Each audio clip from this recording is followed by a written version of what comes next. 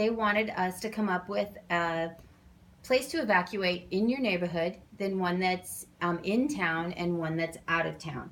So Sam and I had, well, mostly Sam had called around to several places that were close to us, and they had said, no, you can't evacuate here. I think they were thinking there would be 30 kids climbing the walls, and they didn't want to have that kind of liability. And then we started thinking, we should really just evacuate to each other's houses. Sam lives right across the street from me on the other side of the highway.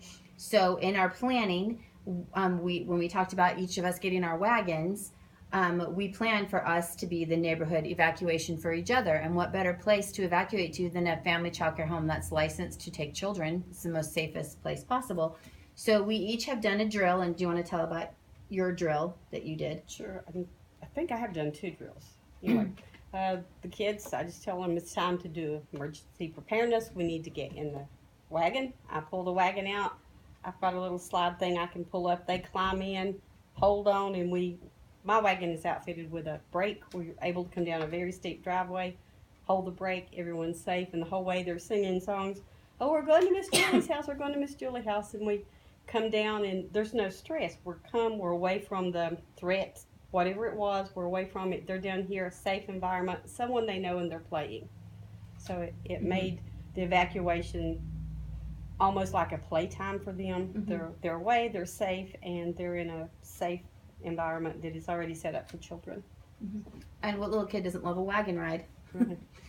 For me, it was the opposite. I have to go up a huge hill, so I made the children walk almost to the top of the driveway, and then at the top of the driveway, we all got in the wagon and we crossed the highway, which is a really busy major highway, and then rode along the side of the road until we got to Sam's driveway, and then again, I let them get out and they walked up the hill.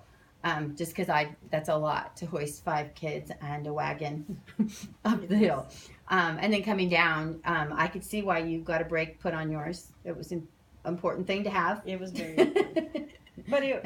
But had I been buying this stuff separately, had I not had the grant and didn't have to think about it, I would have never come down to your house. I would have probably assumed that I could go to the business next door.